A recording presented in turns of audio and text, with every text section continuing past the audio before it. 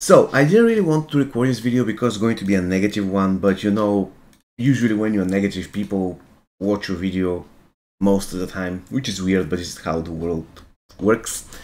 Anyways, the reason why I made this video is because I was really, and I mean that, I was really disappointed with the expansion Khaos Reigns of Mortal Kombat 1. I bought it because, you know, there were animalities and stuff, and I hope that the story is going to be better, because I had, by the way, this is a spoiler-free review up to one part, and I'm going to get with spoilers. I'm going to let you know when. So if you don't like spoilers, just turn the video off at some point. So I was saying that the story of MK1, I liked it up to some point, up to a certain point. After this point, the story was horrible. So I absolutely loved the first part of the story, and I absolutely hated the last part of the story. This was my relationship with the storyline of Mortal Kombat 1. And I really expected that they are going to...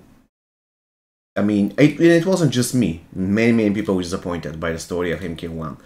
And I expected that when they see it, they're going to be like, alright, when they see the reactions, they're going to be learning from their mistakes, they're going to deliver super cool expansion. And let's be real, I don't really care about the fighting itself, because I'm not really a huge fan of MK.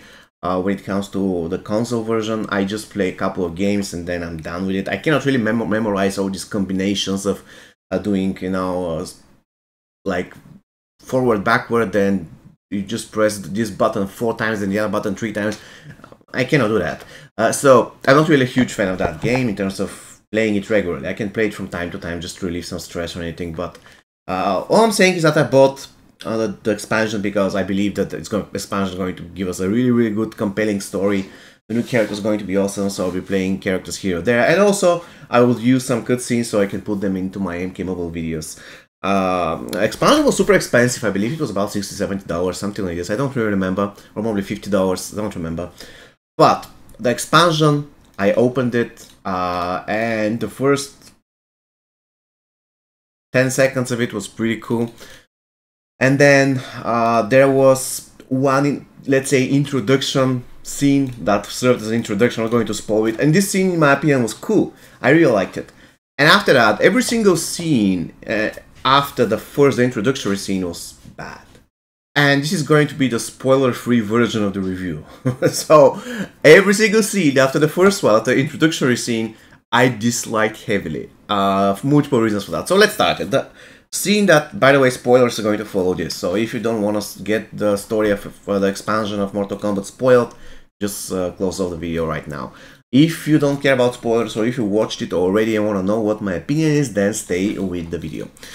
So, the introductory scene is between Sector and Cyrax. I kind of liked it. Sector is like a little bit more, you know, experienced stuff like this than Cyrax. And by the way, they're females. I mean, yeah, whatever. We are going to go through multiple timelines and stuff like this, so everything can happen. You can explain everything with a new timeline. But the point is, the first scene was cool. I liked it, right? And then we have a scene where Sub-Zero decides they're going to attack Scorpion during his wedding, which is, by the way, a pretty bad idea, because in the next scene you can see that they're attacking a wedding, and this wedding is packed with heroes. Like Raiden is there, Luke, I don't know whether Liu Kang was there, but definitely Johnny Cage was there, Kung Lao was there, like every single person is there. So it's really difficult to achieve any success if you attack such type of wedding, right? And Scorpion, of course, is there with his wife. But in the first scene, it seems that Cyrax is kind of, she's thinking that Sub-Zero is still her master, but she's starting to suspecting something, like, why are you going to attack on their wedding? I mean, is it a good thing to do? And so you get the impression that Cyrax is kind of a good one, a good girl, Sector is the bad girl, and Sub-Zero is evil, like usual. And after Cyrax leaves to prepare the armies for the attack of the wedding, she's, I mean, confused, but at the end of the day she says, whatever, I'm going to do it. Sector has a short dialogue with Sub-Zero, and she says Cyrax is going to know eventually what happened with Kuai Liang, or Scorpion, and Sub-Zero says, alright, I know, and when she finds out, we are going to be ready. And this is pointless because they're not ready. She finds out and she kicks their asses. There is nothing. I thought there's going to be some kind of an interesting plot twist or anything that's going to follow the wedding, so she's going to find out the truth and something interesting and important is going to happen. Nothing like this happens, really, nothing. She just discovers the truth and she defeats Sub-Zero, and that's it. So, yeah, the whole thing was bad. The whole point of these scenes and everything was so that Sub-Zero can get captured, and then Havoc comes, and if you don't know who Havoc is, it doesn't really matter. He's just a regular bad guy who just wants to introduce chaos. That's his motivation. He's a Titan, so he has another timeline, so he needs to get Gera so that he can infuse his Kami Dogus or anything. The plot doesn't make any sense, and the worst part is that the plot is actually literally the same thing like the MK1 plot, however shorter. You know, the MK1 plot, we had the Shang Tsung that comes from another timeline. This time we have Havoc that comes from another timeline, and eventually he's defeated. So the whole point of Sub-Zero attacking Scorpion Wedding is that he's going to get captured. Then Havoc is going to attack Sub-Zero. We're going to follow him to his timeline. Havoc is going to capture him, and because he likes chaos, he's going to turn Sub-Zero into Noob Saibot. And then you fight multiple enemies, and then you kill Havoc. Actually, you don't kill him, you just defeat him. And this is the whole plot of MK1. I mean, it is super, super annoying. There is Emperor Reign, apparently in the Havoc realm. Reign was Emperor together with Tanya, and Havoc destroyed everything, and like he destroyed the Empire, stuff like this, and Reign dies. So, yeah, I mean, in multiple timelines, this is the biggest problem I have with all this storytelling, is that you can describe anything with multiple timelines, and at some point it's getting not interesting. And I expected from the expansion to drift in a different direction. I don't want to talk about different timelines anymore. It's just super annoying, and for me it's boring. I don't know about you, but to me it's boring. It's just a lazy story writing. Once again, you can explain anything with different timelines. It's not interesting. It's not original. But they keep on doing that. The Kami Dogus, they were pointless. They were mentioned in like almost immediately after Havoc appears, and then he uses them, nothing happens, and he gets destroyed. The whole plot is like a shorter version of MK1 plot, and that just feels bad. It feels underwhelming. And immediately after I saw this, I was super disappointed.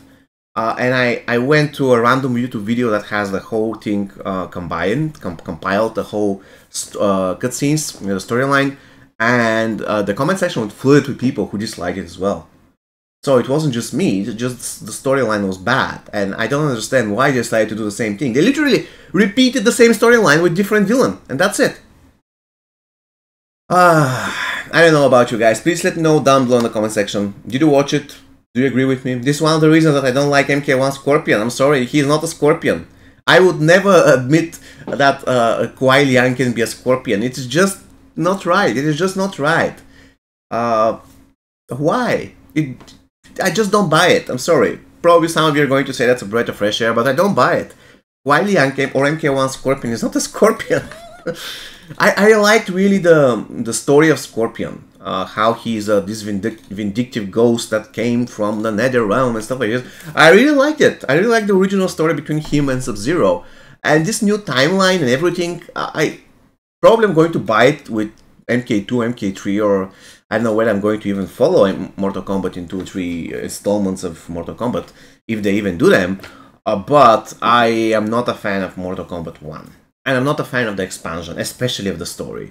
It simply doesn't make any sense. The story is just...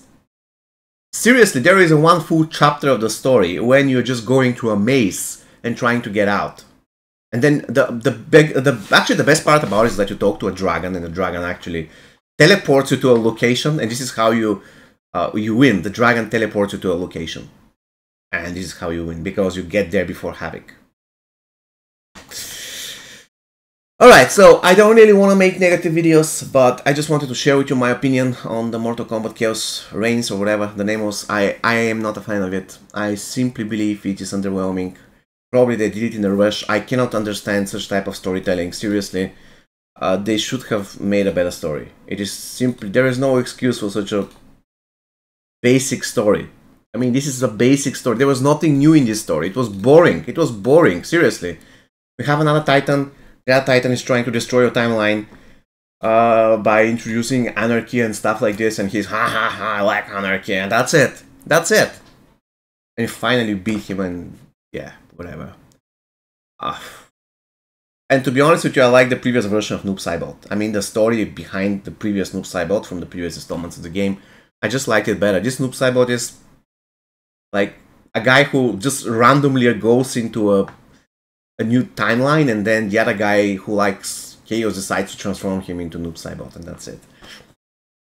I prefer the previous one. Alright guys, it's going to be all for me today. Please let me know whether you agree with me, whether you disagree with me. Did you like the story? Did you hate the story? And see you in the next one. Take care.